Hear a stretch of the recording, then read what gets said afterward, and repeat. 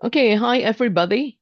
Would you mind turn on your screen so at least we get to know who are our audience? Yes. Is it all right if you could turn on your camera momentarily?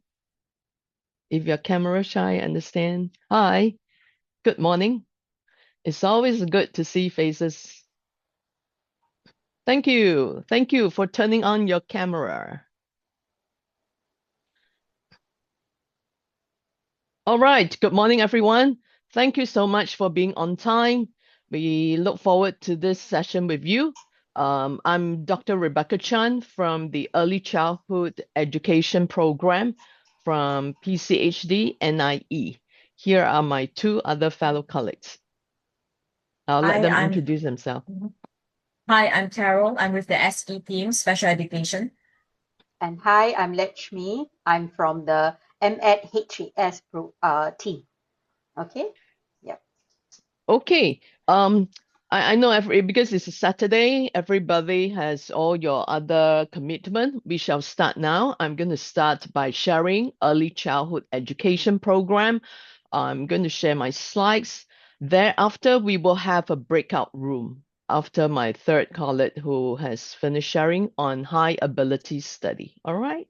So stay on with breakout room where you can have a chat with us at a more personal level. Okay, I'm going to share my slides now.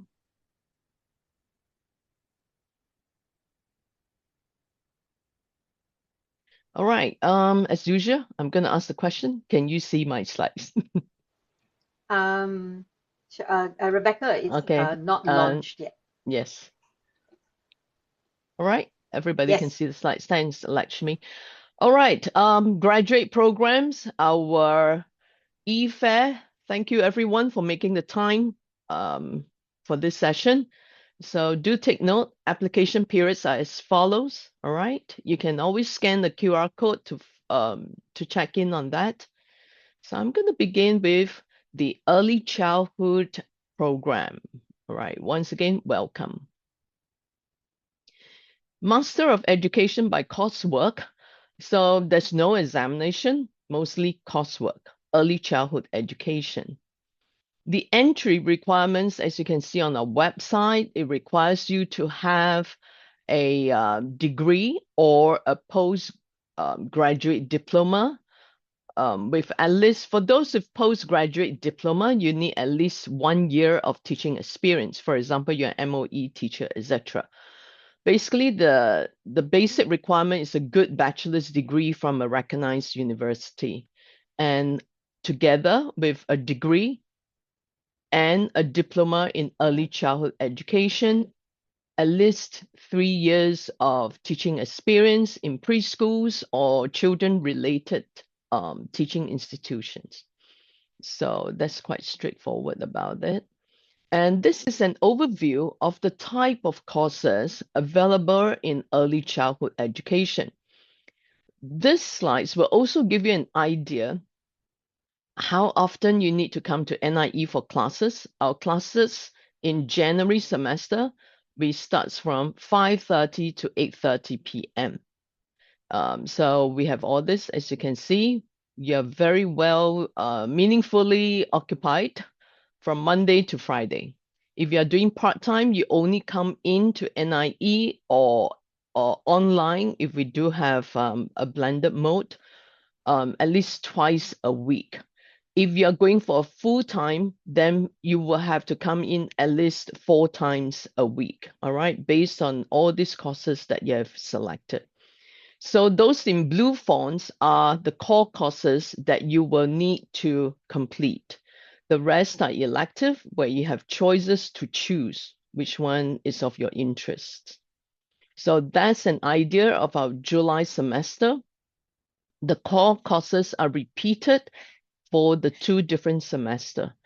So if you miss out on this, you still get a chance to select that in the July semester. All right. So just let you have a pause and take a look at that.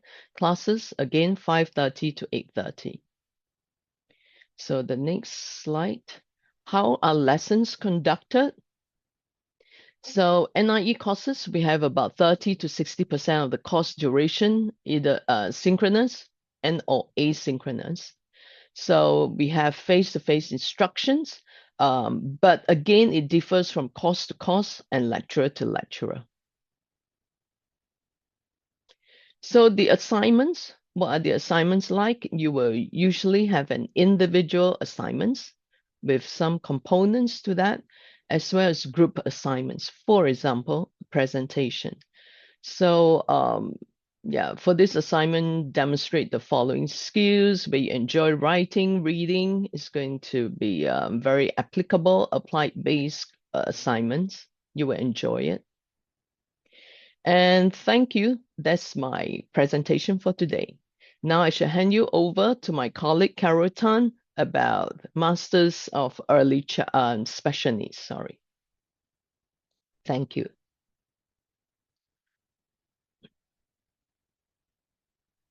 You're muted.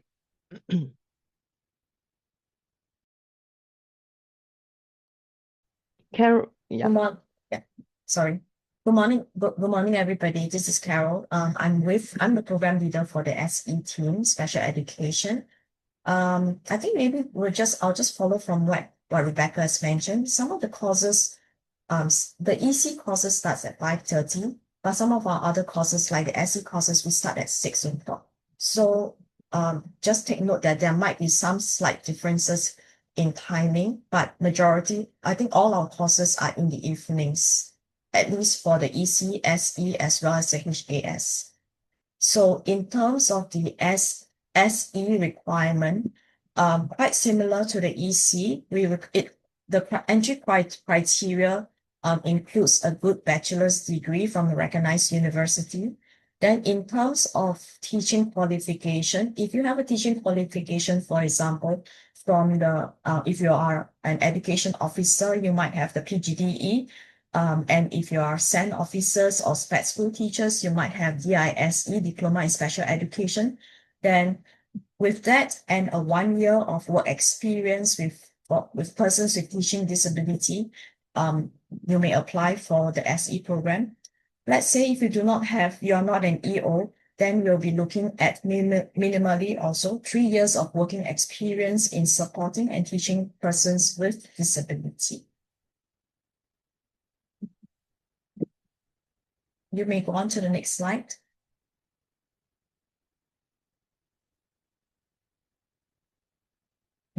So for courses in the SE programs, our core courses which are required includes the MET 900 Educational Inquiry is a course that you take in your first semester with us. Then the other two core courses will be Issues and Trends in Special Education, as well as Human Development. So if you are doing part-time, you will probably take Educational Inquiry as well as Issues and Trend if you're coming in via the January semester.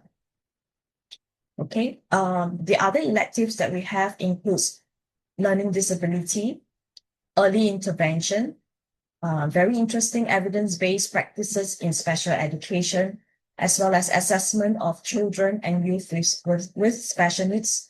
The last will be multi-tiered support system to build success in literacy for educators. So these are the courses required as well as elective for the SE group. So we also have two electives in which you can take courses either from the elective group or from other departments. For example, you can cross over to take HAS, higher ability, or you may even take courses with Rebecca's group EC team, as well as with our psychology group. Okay, then we can move on to Letchmi. Hi, thanks, Carol. Thanks. Yeah, and Rebecca, thank you so much. Could you just Sorry, thank you. hang. No worries, no worries. Thank you. Okay, so as Rebecca and Carol have already shared the structure, the timing of the courses, I think I'll just go on to just talk about the requirements for the MET High Ability Studies program. Just to explore, many of you may be wondering, what is high ability studies?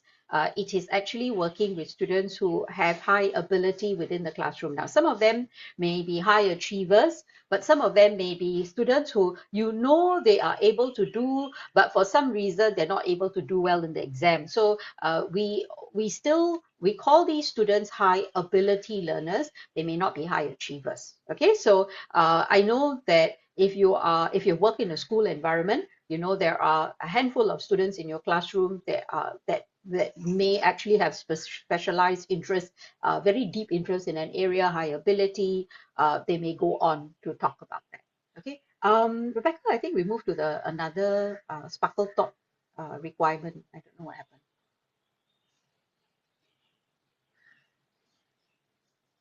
What happened? We've moved to this is a Word document. Can we go back Yeah, to sorry, the it hang. Yeah, okay. sorry. Sorry. Yeah. Thanks. Okay, so that's a cue to me to go a bit faster. Okay, so the entry requirement for the MEd as is listed on the website, I think a minimum of a good bachelor's degree from a recognized university. And then we are asking for some teaching experience. So it could either take the form of a teaching qualification from, let's say, MOE's PGDE, and you can actually take any of those courses there, or if, let's say, you don't have experience teaching in a classroom. All right, you could actually be someone who works with high ability learners in other areas outside of education, right? But you need to articulate in your application what experience you've had working with high ability learners. For example, you could be a coach working, say, with students who are in the Math Olympiad program. Or you may be, a person who works with sports, highly talented sports people. So MEd-HAS typically looks at high ability across a range of areas. Okay, not just in education, as in academic education. Okay, so I'll just talk a little bit about the courses that are in the program. There are 4 required courses and 2 electives, and I'll explain what that means. Okay, the 4 required courses are MEd, MHA 901, which is Understanding Learners for High Ability. This is a basic program. Okay, and the second one is actually identification of potential and administration of interventions for high ability learners. That's a talent identification and talent development program course. The third one is differentiating curriculum pedagogies. This is a course that teachers who are working in the classroom find very useful, right? And then the next required course is critical and creative thinking. All right, because many of our high ability learners are actually quite keen on thinking, right? They think on their own. So we want to make sure that we have the right understanding of critical and creative thinking. Okay. Now, there are 2 listed electives, MHA 905 and MHA 906. These are the 2 listed electives. Now, when you join the program, sometimes the electives may be available, sometimes the electives may not be available. So one of the things I would do is, as a student, once you join the program, I'll let you know which electives are available. If, however, the electives are unavailable, don't worry. As Rebecca and Carol had mentioned, you can actually take some of our courses from other specializations. For example, if you want to take Carol's course or Rebecca's course on early childhood or special education, you can actually go ahead and apply as a open elective. So that's something that you can also consider instead of the list of electives that I've articulated there. All right, so it allows you to kind of get involved in other areas of the diverse classroom understanding. Builds on that idea. Okay, so that's why the electives are kept that way. They're quite broad, but you only have 2 electives which you can choose. All right. Okay, so I think that's more or less it on my part. Maybe I know, Rebecca, we have another slide after this. I'm looking at the chat function. So far, nobody has asked any questions. Perhaps, okay, maybe we will do that in our individual breakout sessions. So maybe